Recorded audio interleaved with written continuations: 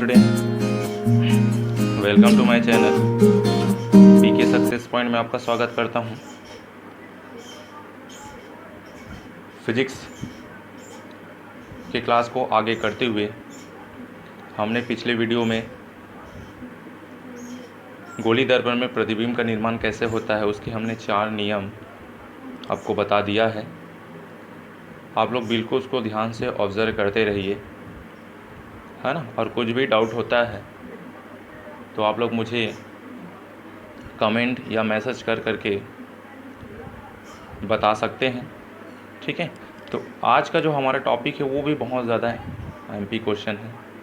हम आज का जो टॉपिक है यहाँ पे लिख दिया हूँ, देखिए, दूरी मापने के लिए चिन्ह परपट्टी का नियम। दूरी मापने के लिए चिन्ह परपट्टी का नियम, हम दूरी कैसे नापेंगे, है ना। बहुत आसान है, आप लोग इसको बहुत बार कर चुके हैं।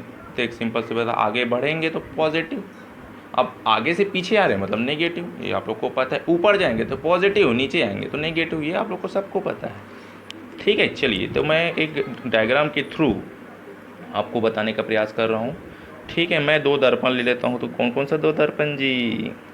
अवतल और उत्तल, ये तो आप लोग को सबको पता है। जिसके उभरे हुए भाग में पेंट लगा होता है वो कौन सा दर्पण कहलाता है? अवतल।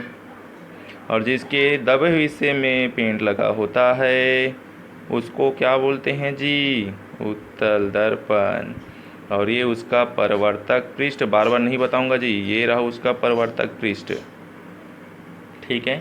चलिए ध्यान से देखिए, ये रहा उसका ध्रुव, ये मुख्य अक्ष, ध्यान दीजिए, ये क्या है? मुख्य अक्ष, ठीक है। यहाँ पर होता है फोकस और यहाँ पर होता है उस वक्रता केंद्र, मतलब ध्रुव और वक्रता केंद्र, सॉरी ऐसा बोल सकते हैं, ध्रुव और वक्रता केंद्र के बीच में होता है मुख्य फोकस। चलिए, ये रहा ऊपर, ये रहा नीचे, तो ये रहा मुख्य अक्ष। तो मुख्य अक्ष के लंबवत ऊपर की ओर दूरी क्या होगा? धनात्मक। मुख्य अक्ष के लंबवत नीचे की ओर दूरी क्या होगा? माइनस। आगे देखते हैं, ठीक है। आपतित, ये रहा मुख्य अक्ष और ये रहा आपतित किरण की दिशा, समझ में आ रहा है? आपतित प्रकाश की दिशा, हमेशा अगर आपतित किरण इस तरह से फ्लो हो रही है या इस तरह से आपतित हो रही है तो क्या होगा? हमेशा प्लस। और आपतित, ये रहा मुख्य, तो हमेशा याद रखेंगे मुख्य अक्ष के सापेक्ष ही किरण या प्रकाश आपतित होती है। यहाँ पर देखिए, अगर आपतित प्रकाश की विपरीत दिशा में दूरी क्या होगा? नेगेटिव होगा। समझ में आया? चलिए आगे बढ़ते हैं।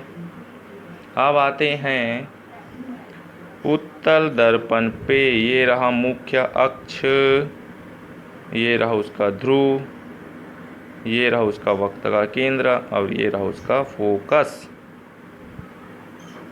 फिर से ध्यान दीजिए, मुख्य अक्ष के लंबवत ऊपर की ओर क्या होगा? धनात्मक होगा। नीचे की ओर ऋणात्मक होगा, ये आप लोग को पता है, ठीक है। ये रहा परावर्तक पृष्ठ, ठीक है। और ये रहा दर्पण। आगे की ओर देखेंगे, मतलब ये रहा आगे की ओर दूरी, तो क्या हो जाएगा? धनात्मक। पीछे की ओर देखेंगे तो ये रहा पीछे, तो क्या होगा? ऋणात्मक। आया समझ में?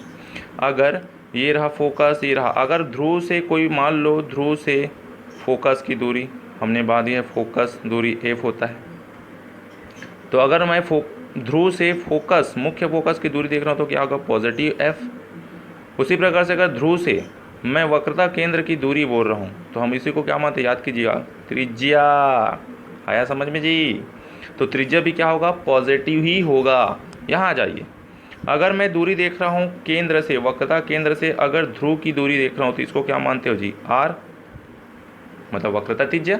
और अगर मैं फोकस से ध्रुव की दूरी देख रहा हूँ तब भी क्या होगा? पॉजिटिव। लेकिन अब उल्टा, अगर मैं ध्रुव से फोकस की दूरी देख रहा हूँ तो निगेटिव, अगर मैं ध्रुव से वक्रता केंद्र की दूरी देख रहा हूँ तो निगेटिव माइनस आर, ये आपको समझना है। अगर आगे की ओर देख रहे हैं तो पॉजिटिव, अगर पीछे से देख रहे हैं तो निगेटिव, ये आपको समझाने वाला हूँ। ठीक है, समझ में आ गया। चलिए अब हम क्वेश्चन प्रैक्टिस करेंगे। चलिए देखिए, अब जो हम टॉपिक करने वाले हैं वो है गोली दर्पण की वक्रता त्रिज्या, वक्रता त्रिज्या मतलब आर, और फोकस दूरी मतलब स्मॉल एफ में क्या देखने वाले हैं, संबंध देखने वाले हैं। ठीक है, तो यह दो प्रकार से कर सकते हैं। सबसे पहले अवतल दर्पण में कर सकते हैं और दूसरा होता है उत्तल दर्पण में। ठीक है, तो मैं आप लोगों को अवतल दर्पण की बात आ रहा हूँ, उसके बाद अगर बहुत सरल है आप लोग उत्तल दर्पण का कर ही सकते हैं, अगर नहीं होगा तो मेरा नेक्स्ट वीडियो उसी पर होगा। ठीक है, बस अवतल दर्पण में, ठीक है, वक्रता त्रिज्या और फोकस दूरी में क्या संबंध होता है इसको अब मैं बताने वाला हूँ। ठीक है, चलिए तो सबसे पहला टॉपिक जो हमारे पास है वो है अवतल दर्पण के लिए। ठीक है, तो मैं डायग्राम के थ्रू आप लोग को थोड़ा सा थ्योरी लिखना रहता है, उसको मैं समझा देता हूँ। तो सबसे पहले मैं एक दर्पण बना रहा हूँ, ध्यान से देखना। कौन सा दर्पण है आप लोग को तो अब पता चल गया कौन सा दर्पण है। उभरे वाले स्तंभ में अगर पेंट लगा रहता है तो क्या होता है जी, अवतल दर्पण होता है। ठीक है, ये रहा उसका ध्रुव, ये, और ये उसका क्या है, मुख्य अक्ष, मुख्य अक्ष है ना, इसको थोड़ा सा ये क्या है, मुख्य अक्ष। ये रहा उसका फोकस और ये रहा उसका वक्रता केंद्र। ठीक है, चलिए ध्यान से देखिए, नियम पढ़ रहा हूँ मैं, नियम आप लोग को बता दिया हूँ। जब मुख्य अक्ष के सापेक्ष कोई किरण आपतित होती है, मुख्य अक्ष के सापेक्ष कोई किरण आपतित होती है तो वह मुख्य फोकस से होकर चले जाता है। ये आप लोग को पढ़ा दिया हूँ मैं। जब कोई किरण मुख्य फोकस से आपतित होती है तो परावर्तक पृष्ठ से परिवर्तन के पश्चात मुख्य फोकस से होकर चली जाती है। ठीक है, अब यहाँ पर इसको पॉइंट दे देते हैं, नाम दे देते हैं, ये क्या है, बी नाम दे देते हैं। फिर बी से सी पर एक लंब डाल खींच देते हैं, ये हमने लंब खींच लिया है बी और सी पर। देखिए अब ध्यान से देखिए, आपतित हो रही है मतलब आपतन कोण, परिवर्तित हो रही है तो परावर्तन कोण। आया समझ में। ठीक, चलिए तो चित्र में आप लोग ध्यान से देखिए, चित्र से परावर्तन का नियम निकालिए। परिवर्तन कोण क्या होता है, आपतन कोण बराबर होता है किससे जी, परावर्तन कोण से। तो अब ठीक है, आपतन कोण बराबर होता है परावर्तन कोण से। अब देखिए इसका त्रिभुज का नाम लिखेंगे, यहाँ से हो रहा है तो कोण ए बी सी बराबर है कोण, क्या हो जाएगा देखिए, यहाँ से हो रहा है ना, ये बन रहा है आर, तो बी सी एफ लिख सकते हैं या सी बी एफ लिख सकते हैं। ये समीकरण 1 दे दीजिए। ठीक है, चलिए ध्यान से देखिए, अब आगे देखते हैं।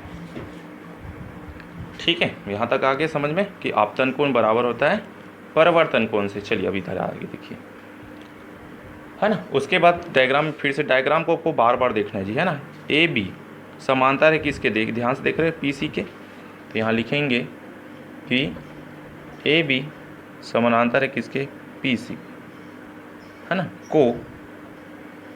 कौन सी रेखा मिला, बी सी, तो यहाँ लिखेंगे बी सी रेखा, सॉरी यहाँ पर देखिए, ए बी समानांतर है पी सी के, को बी सी रेखा मिलती है।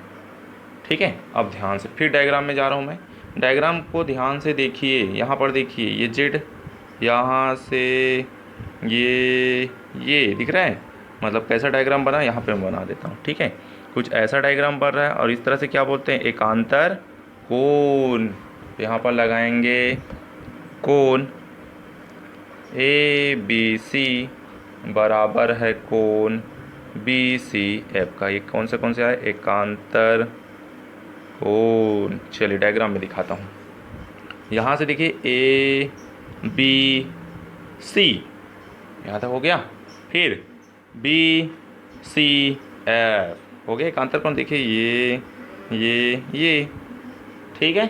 चलिए तो समीकरण इसको 2 दे देते हैं। देखिए यहाँ समीकरण हमने 2 दिया है, तो समीकरण 1 व 2 से ध्यान से देखिए, यहाँ पर देखिए, यहाँ देखिए कोण ए बी सी बराबर है सी बी एफ का। तो यहाँ पर देखिए कोण ए बी सी बराबर है कोण बी सी एफ का। तो इसका मतलब क्या हो गया कि कोण सी बी एफ बराबर है कोण बी सी एफ के। इसको हम समीकरण 3 लिख के रखते हैं, काम आएगा।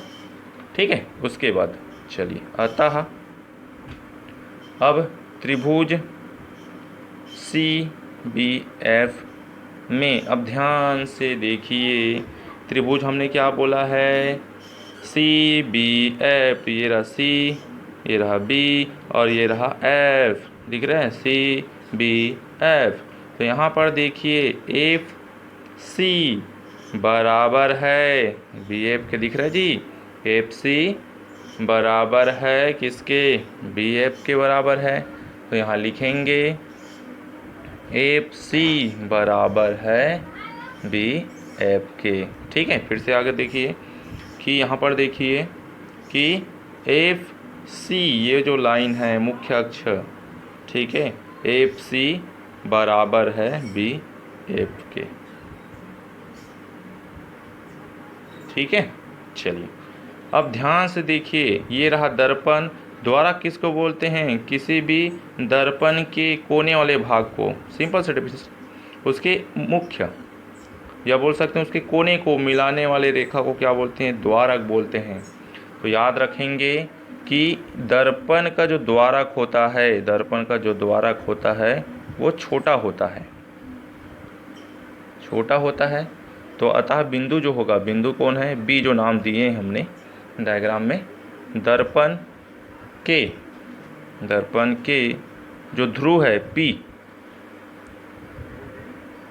के अत्यंत क्या होगा, निकट होगा, निकट होगा, है ना। तो यहाँ पर ध्यान से देखिए, मैंने क्या बोला, इसका जो द्वारक होता है वो छोटा होता है। तो यहाँ पर देखिए बी एफ, यहाँ लिख रहा हूँ मैं, बी एफ बराबर होता है पी एफ का, क्योंकि इसका जो द्वारक होता है बहुत छोटा होता है। तो वो किसके बराबर होगा, पी एफ के बराबर। ये समीकरण 4 और ये समीकरण 5। अब देखिए समीकरण 4 और 5 को फिर से ध्यान से देखिए कि बी एफ बराबर है, इसका मतलब क्या हो गया कि एफ सी बराबर है पी एफ का। समझ में आया, कहाँ से किए, 4 and 5। तो एफ सी बराबर है किसके, पी एफ का। ठीक है। अब क्या करेंगे, दोनों पक्षों में पी एफ को जोड़ने पर, जोड़ देते हैं, देखते हैं। ठीक है। चलिए देखते हैं। तो F C plus P F बराबर P F plus P F, जोड़ दिए, P F plus P F. अब यहाँ पर इसको ध्यान से देखेंगे ना, मैं डायग्राम में फिर जा रहा हूँ, ध्यान से देखिए। हमने क्या लिखा है, एफ सी, देखिए ध्यान से, एफ सी और क्या लिखें, पी एफ। तो क्या लिख सकते हैं पूरा, पी सी। तो पी सी बराबर हो जाएगा, देखिए जुड़ गया, तो 2pf। यहाँ लिख रहा हूँ F C plus P F बराबर हो जाएगा पी सी। फिर से ध्यान से देखिए, यहाँ से यहाँ तक डिस्टेंस जाने के लिए यहाँ जाना पड़ेगा, फिर यहाँ जाना पड़ेगा। तो यहाँ पर देखिए F C plus P F, पूरा क्या बन गया, पी सी बन गया। ठीक है। चलिए अब फिर से डायग्राम पर जा रहा हूँ मैं, यहाँ चूंकि करके लिखेंगे, हमको पी सी की वैल्यू चाहिए और पी एफ की वैल्यू चाहिए। ध्यान से देखेंगे, देखिए पी सी, तो पी से सी, याद कीजिए चिन्ह प्रॉपर्टी नियम से, पी से सी उल्टा रहा हूँ ना, पी से कहाँ जा रहा हूँ मैं, सी से जा रहा हूँ। तो पी से कहाँ जा रहा हूँ, सी पर जा रहा हूँ, मतलब उल्टा जा रहा हूँ। इसका मतलब अब ध्यान से देखिए, ये रहा वक्रता केंद्र और ये रहा ध्रुव। तो ध्रुव से वक्रता केंद्र की दूरी क्या होता है जी? वक्रता त्रिज्या कहलाता है। आगे समझ में? चलिए अब दूसरा, पी एफ की वैल्यू देखिए, पी से एफ, फिर उल्टा जा रहा हूँ, तो ध्रुव से फोकस की दूरी क्या होता है जी? फोकस दूरी क्या होता है? Small F. यहाँ रख दीजिए अब। तो इसकी जो वैल्यू पी सी की वैल्यू हो गया -r, -2 पी एफ की वैल्यू हो गया एफ, माइनस और माइनस कैंसिल। तो यहाँ से देखिए एफ बराबर क्या हो गया? r/2, 2 को पक्षांतर कर दिए। तो ये हमारा संबंध है फोकस दूरी और वक्रता त्रिज्या में। ठीक, समझ में आ गया होगा। तो आप लोग डायग्राम को बिल्कुल ऑब्जर्व कीजिए। Thank you.